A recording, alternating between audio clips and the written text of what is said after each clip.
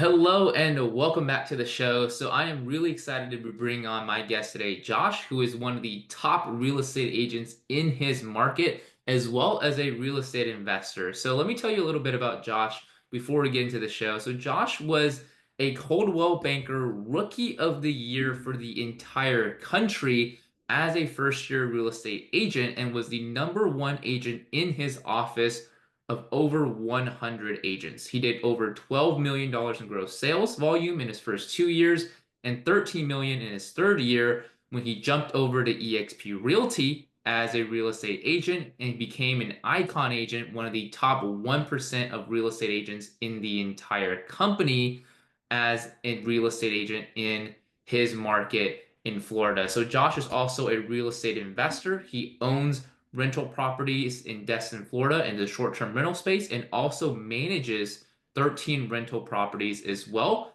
in the short-term rental space. So Josh is truly a real estate entrepreneur who does a little bit of everything in the real estate space and has really mastered real estate sales as well at the early stages of his career. So he'll be sharing with you guys a lot of his best practices and tips on how to be a great real estate agent and also his decision to move his business to eXp Realty and what it's done for his career and his trajectory of his business as well. So, Josh, man, welcome to the show. Super excited to have you on. Thanks, man. I appreciate the intro. Yeah, so you've got quite a resume in real estate, and usually when people have a resume like yourselves, they've been in the business for maybe 10 or plus years, but you've been doing this for not that long of a time, right? So you've been able to three do this years. fairly quickly in your real estate career. So I'd love for you to be able to share maybe a little bit about how you got started in real estate and really what was it that helped you become so successful, at such an early stage in your career. Yeah, I think I mean it all starts when you kind of hit a wall, right? Like you hit a wall and you got to realize you hit that wall, right? And something's got to change and then it starts to fuel this burning desire to get ahead in life. And if you never hit a wall, if you never know that you're not going anywhere, then you're just going to be stagnant and you're just not going to know it, right? So I think that was like a breaking point for me in the military. I realized that, the stress on my body, mind, finances, like I wasn't getting anywhere. I didn't own anything, and I was in overseas for 5 years right before I joined Coldwell Banker initially. And so, getting started, I had about 3 months before I was out of the military, so I got a good head start, while collecting a paycheck through the army. But that fire and I guess the same energy that I kind of learned and took from not only like my childhood, just being, I grew up in a very poor and stressful environment. And then the military just kind of teaching me how to control feelings, learn different skills, and apply that discipline in any capacity, kind of catapult me initially into my beginning of my career. Because like you're thrown into all different kinds of situations, and you just have to figure it out, right? So that was just something different. You're just, not deploying or potentially getting shot at or blown up or anything. So it's much less stressful. But getting started, man, it's all about just learning the craft and studying it. And the way I did it, man, I fell in love, and I tell people this all the time. It's like, you know, some people get into real estate and they're just like, I just need transactions, I need to do this. Like they don't actually fall in love with real estate first. And that's what, like when I fell in love with real estate and getting into short-term rentals, it really, really enhanced my love for being a realtor as well, because I was like, man, I can get paid to acquire properties and doing things I already do. Just like eXp, you get paid more doing things that you already do as an agent, so it's like, why not do that as well? So I fell in love with real estate before I fell in love with becoming a realtor, and then it all kind of was a really good symbiotic relationship.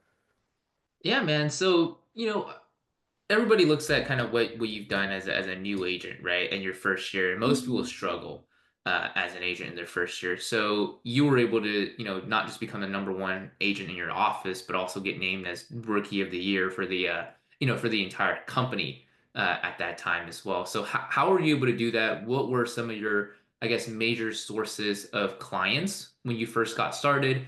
And what would you say was kind of the leading factor for you to become really the top of your your class, if you will, as a brand new agent, and you're even in your first year. Yeah, one of my biggest lead source was my SOI, which, a lot of people take that for granted. They don't, put their family, friends, and, people they've met in their CRM. They don't, post enough on social media. That's a big thing because you don't have a lot of money coming in starting off, right? And social media is free, but people are afraid to put themselves out there. I mean, I look back on videos and I cringe, but I feel like everyone does that. But that kind of limits a lot of people. They're just afraid of the camera, right? But with my military network, because you think about it, I moved to Florida for my last studio assignment about 4.5 years ago. I don't know everybody that a lot of these agents have grown up here, right? They have a massive SOI. And they don't they kind of a lot of people fail to tap into that. So, reaching out to pretty much everyone in my SOI, my sphere of influence, posting consistently on social media was really what catapulted my career. And then I was like, oh man, my first few real estate transactions were military folks who trusted me in the real estate or the military capacity. And they're just like, hey man, like, can you help me out? And, we just have this culture where we figure it out in the infantry, right? As an infantryman, you're just pretty much everything if you need to be. And so, learning how to become that multi-tool instead of just a hammer was pretty easy for me. And then now transitioning into just doing real estate is pretty fun because I don't have to learn a million things. But um, so initially, like, starting off, that was really how I got my first few clients. Posted a bunch of times every time I did a transaction, just different types of posts. And then that kind of snowballed and led to more and more attraction. And then once I always tell people this, and I learned this from my previous broker at Coldwell, Barry Scaglione, and she's, phenomenal broker, a go-getter, and she said, Josh, you got to put 20 to 30% of your commission into your business. So whether it's marketing, different tools, things that can enhance your business, free up your time, that's what you need to put in your business and consistently do. And I think a lot of people, once they do get that momentum, they fail to do that because a lot of them are having to pay for things that, they were having a few slow months. And so they're like, I have to, or they're like, oh, I want to go spend it all, buy myself this or that. So, being very disciplined in that aspect, I think can help a lot, but you got to get started somewhere. And so start with the basic and most powerful tool you have, which is social media and like YouTube, things that you do. Yeah, so it's pretty interesting, right? For a lot of agents starting out, people struggle to kind of put themselves out there, and Hmm. they wonder why, they're not successful in their first, their first year as an agent, right? But you were able to do that. So, you hear a lot of agents kind of come up with excuses, right? As far as like, well, I'm new to this market, right? Everybody else, all the other agents have been living here forever, and you've kind of came across all of those perceived obstacles, but was able to really blow past that, right, and still be Hmm. very successful as a first year agent. Now, I don't think like not everybody obviously is going to be the number one agent in their office, right? There's by nature there's only one agent who can do that every Right. year. But just as a new agent, right? What tips do you have for people starting out in real estate to really just get going, hit their stride, maybe do six or 12 transactions their first year, not necessarily be the top of their entire brokerage, but start building momentum as a real estate agent even in their first year, so that way they can actually launch a successful career down the line. Yeah, and yeah, we talked about, social media initially and just to add a little bit to that, creating all the different pages, like you just have to learn and dig deep. If you're an older person, like, yes, I understand. It's not something that you want to do, but you are leaving a lot of business on the table if you do not do this, right? Just nerding out and figuring out all the nooks and crannies of, how do I post? How do I automate and post on one website and it posts on all my social media platforms. So like learning them initially and then learning how to scale that. And so like saving a lot of your time is going to be big. Creating those professional pages. Google My Business page is like a really big one that I taught all my agents to do because you could be in the business for 20 years and then, you don't have a single Google review because you don't have a page. No one knows where to find you. But if you have it like mine where it's connected, my Google page is connected to all my social media platforms. I paid that company at EXPCon to do that for me, right? Yeah, RealGrader, and I still use them. They're phenomenal, so big shout out to them. But that automates everything for me. I can post for the entire week, and it automatically sends stuff out, but it's tricking the algorithm, right? And giving me more SEO and pushing me at the top of searches, right? So that's really like number one. Number two is you got to get out there, right? So like different investor meetups, different local events, doesn't even have to be about real estate. Just being out there and being able to hand out cards, right? You want to get rid of those cards as soon as you get them and then order more. So digital cards, I keep both and physical cards because you can't leave a digital card, you have to have physical cards for that. So I have that. I had stickers, man. Like I put stickers on my water bottles, and like I got a listing off that right at my gym. It's just so happened this new gym member was like, "Yeah, I've been looking for one," and so I got her off that, right? And just you want to try to be omnipresent, and you're not going to be able to start off and have a ton of billboards and geo fences and be on the back of receipts, which I've done all of that and I still do some of that. But the goal is to literally like everywhere you look. I mean, you could be driving up Eglin Parkway and you hit this specific area and you're on your phone on the internet, my ad's going to pop up. So you're going to see my face there. You're going to see six different sides of billboards, right, that show my ads. In my gym, there's a TV that rolls different ads. It's called Tier 1 billboards that I pay for. 100 different TVs in different gyms, stores, locations, all on the panhandle will show my face, my information. And so a lot of times I get people that say, "Hey, I feel like I know you. I've seen you before." And then someone would mention, or they would finally make the connection that, oh, they've seen me on ads, right? So really, that's tough to say for like a new agent. That's something you build towards, but you have to like have that goal to build towards, and it costs money, right? I spend $2,700 a month on billboards, indoor ads, and things like that, so it's a lot. But, once you get to a certain point, you got to continue to feed the machine because they do attract a lot of, leads and stuff. So doing as best you can initially up front, going to local meetups, making sure your social media and online presence is really, really good starting off, like focus on that very heavily. Those are my like two main things. And then, getting in with a team, right? So I'm a team leader. I've been a team leader for about 2 years now with the Legacy Group. Legacy Group is a new team. I had a previous team that I dissolved and then partnered up with Steve Philpott, also from Coldwell Banker. Now he's with eXp.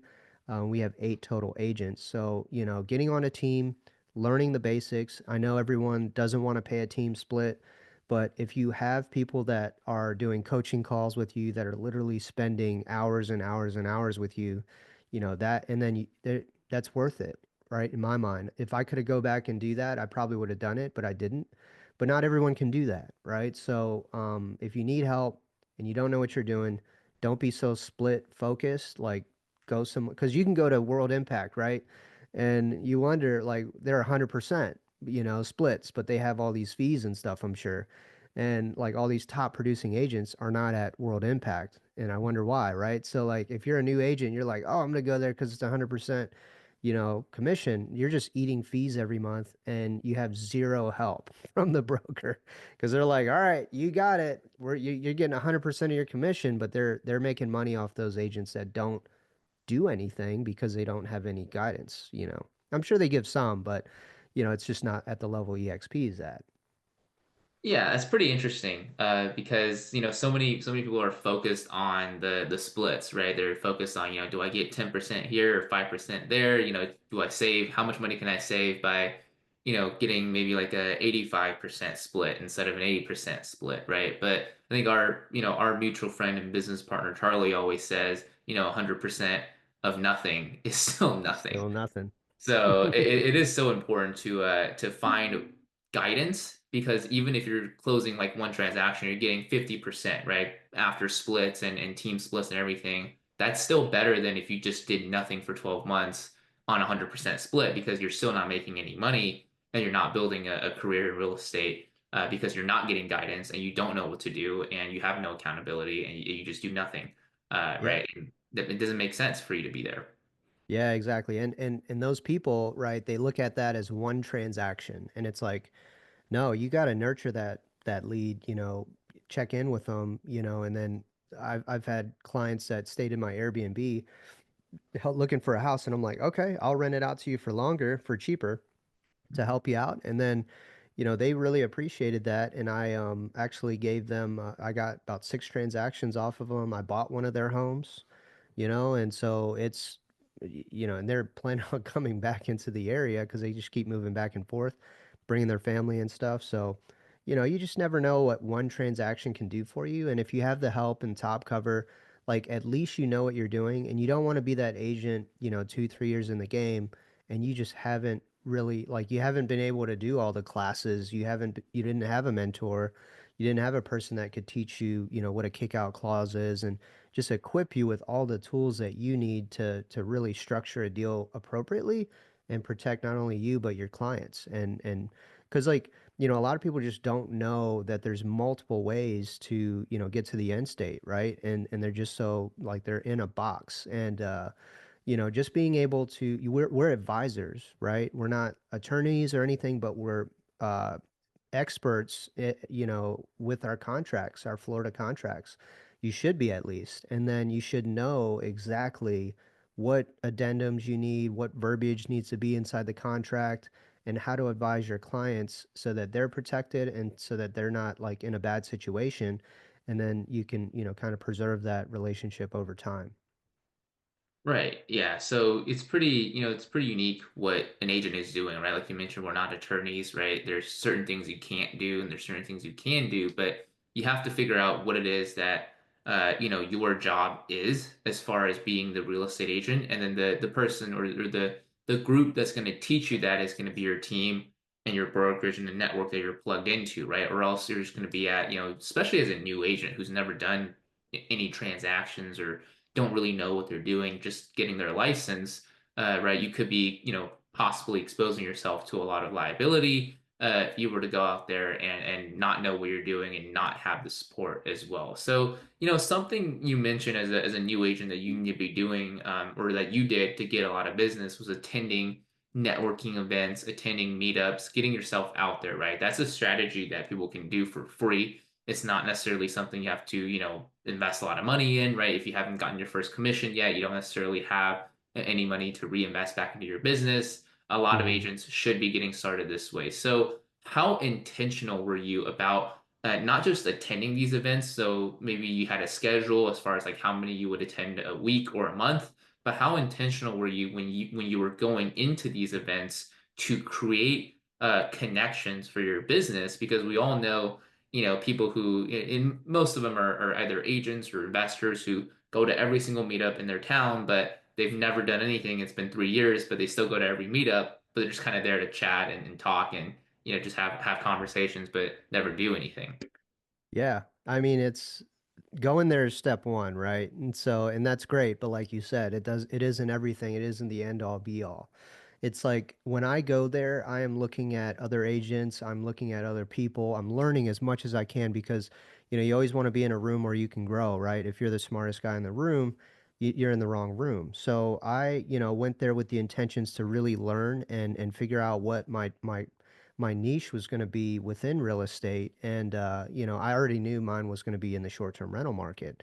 And so, slowly but surely, like I, looked around and there was not a lot of people that were experts in that. And so eventually, as I began to, learn more and more about the short-term rentals and learning how to automate things and expand and scale the business, that became increasingly interesting for a lot of people. And then I was invited to speak a few times. And that really is what, if you're getting in front of people, people are listening to you, you become a trusted advisor.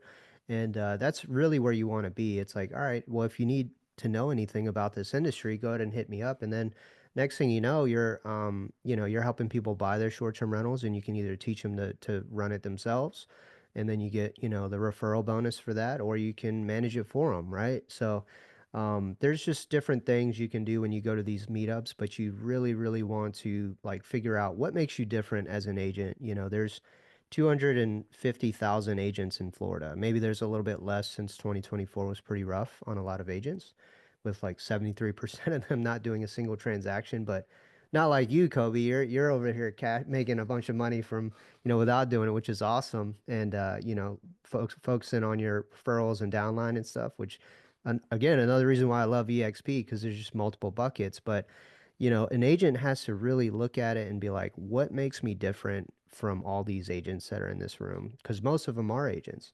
Why am I different? Maybe it's because you understand subject to and creative financing, and less than 1% of agents understand that, or not even know who Pace Morby is, right? So like maybe you're a good wholesaler, maybe you just like are really good at connecting people, and finding deals and then making something work. Because it's not all about just like, I've run paperwork for someone for $1,000, right? Like they didn't need an agent. So it's like multiple ways to be a resource, is really the biggest thing for people. And you got to let them know like what you can and can't do, and you got to be confident in that, right? So showing everyone that I was a good resource to contact and reach out to, even, I always say just be the source of the source, right? You're not a lender, you're not a title agent, you're not all these things, but you know enough to be dangerous, is what my old mentor used to say in the military. Just know enough to be dangerous, and then point them in the right direction. So if you do that and people find you as a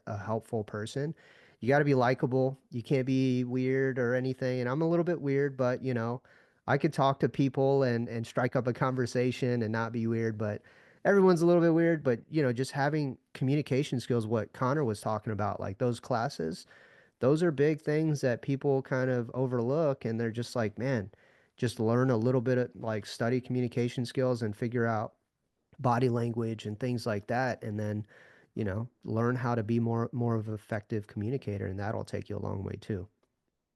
Yeah, so there's a lot of good stuff that you just brought up there. I mean, for one, I think for an agent starting out in the industry, you have to figure out what your specialty is, right? What makes you different than all the other agents in your market, especially I think in Florida, in your specific market in Florida, there's a lot of agents, right? I hear from Hmm. everybody that I know who's licensed there. It's like there's so many agents there, but the fact that you were able to stand out as the short-term rental expert, I think that's really unique because, there's so many agents who just kind of get their license and say, "Hey, I can help you with real estate. I can be your agent," but there's no reasoning behind that, right? It's just because they hold a license, right? But you Hmm. are an investor, so you live and breathe what you are helping other people do as well, and you also provide other services on top of that. So I think that's really unique, and I think maybe you can touch on this a little bit too, just the importance of finding a specialty, finding a reason for people to work with you, especially now after,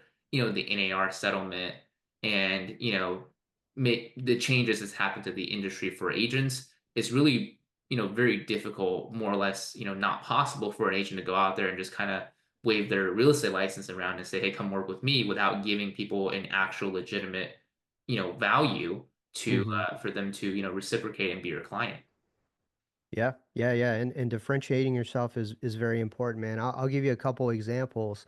I've had multiple listings that, they're just not selling, right? They don't have enough equity in the home, right? They, if they sold it, they're going to lose money, and being upfront and transparent with them during the listing appointment is extremely important, because there's like 1,000 agents that would, take the listing and say, oh yeah, we could sell it for this.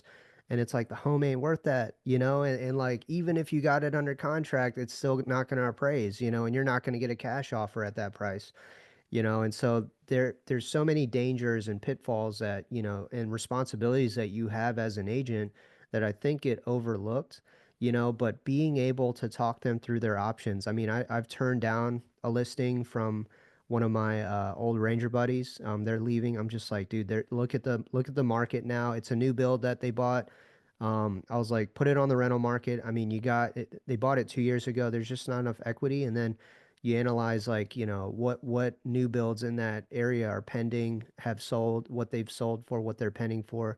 And then all the new builds that are available, people are probably just going to buy a new build, right? Because they're going to get that $1 move-in fee and that package, 5,000 anyhow money and like the 4.99 interest rate as opposed to buying yours at 6.9, right? And so they just didn't have enough equity. So, like that. And then there's another one I just got under contract with Subject to, which we spoke about before the call.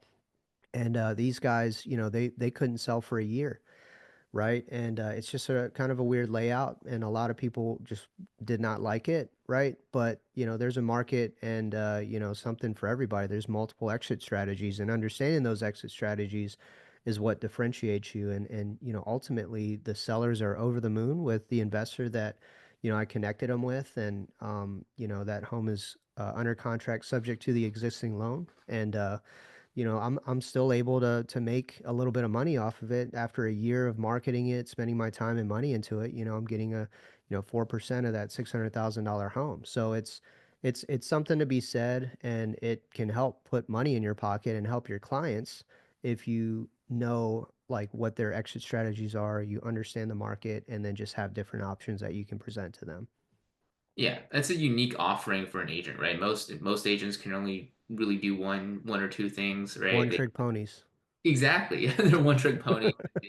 They don't really understand the different strategies that you can do, right? You can work together with the client. And being an investor, I think, does help a lot with that. So, being doing both sides of the business, investing and also being an agent, they really complement each other, right? And I think that's something really unique that you do and that you can also teach other agents to do as well. So, I think we can talk now a little bit about your decision to come over to eXp, right? Because you're one of the most, by statistics, you were the most successful agent at your brokerage in Hmm. the entire country.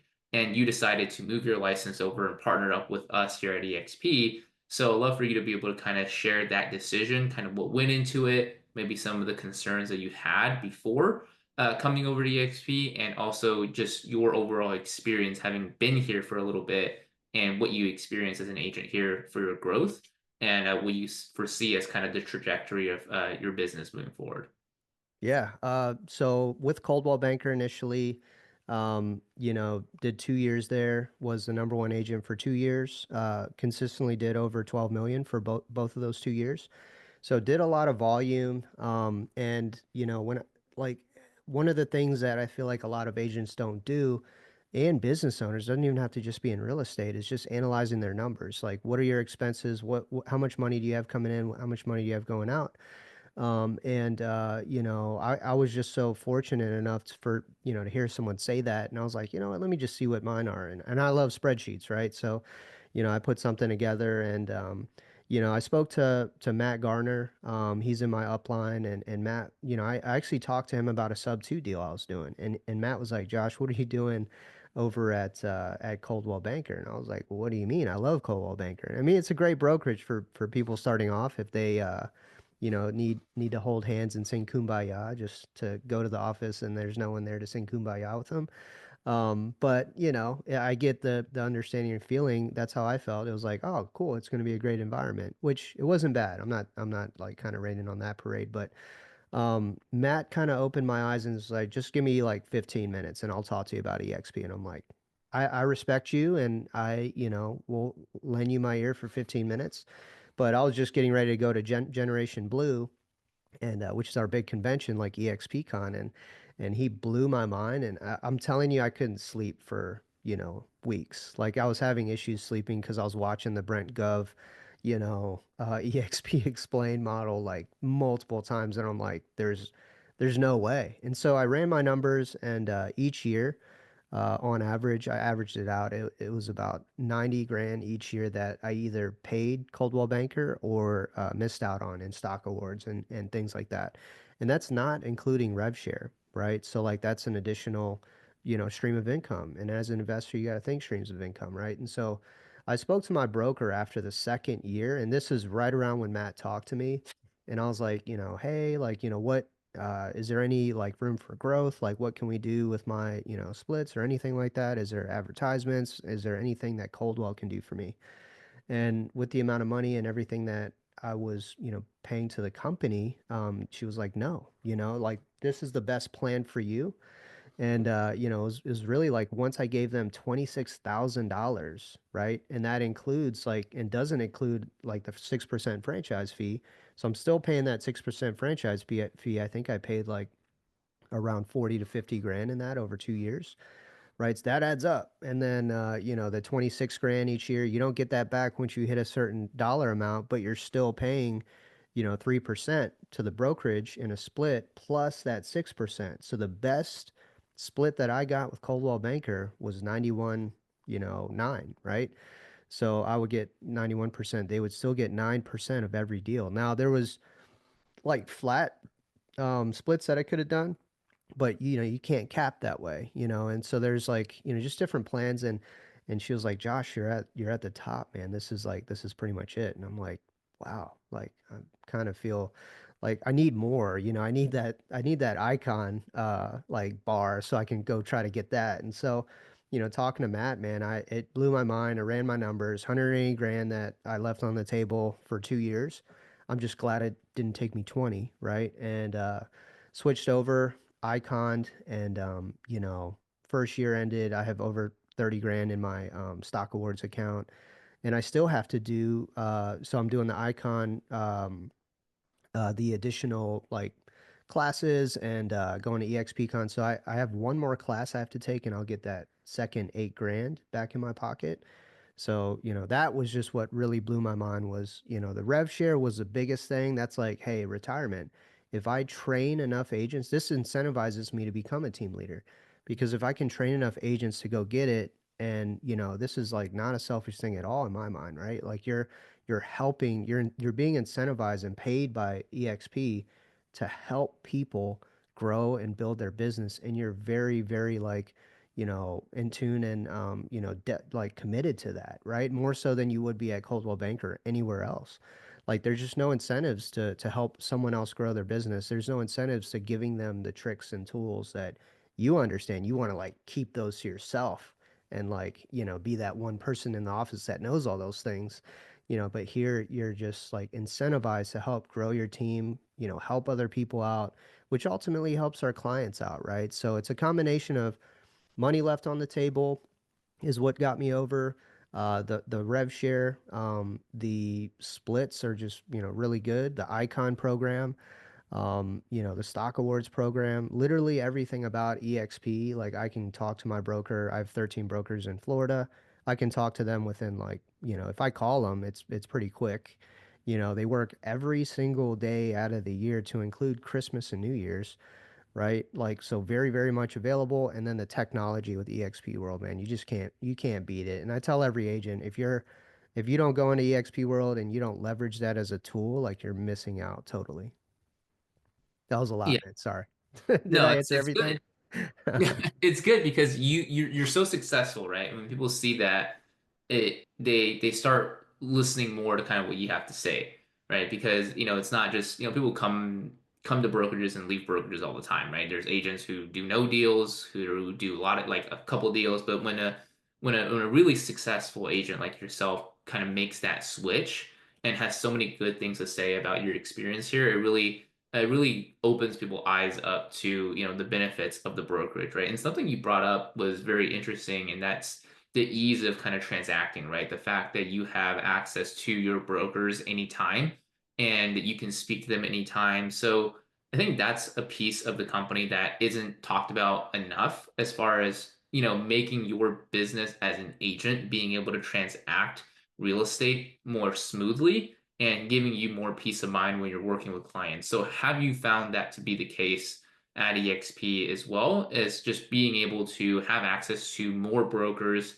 and having access to your brokers at all, different hours throughout the day, even during holidays? Has that made your transaction process smoother and easier to work with clients that way? Yeah, absolutely, man. I get answers so fast, and like I used to go into my office and my broker, she was a hard worker, right? She worked a lot in a lot of meetings, helping a lot of people, but she's only one person.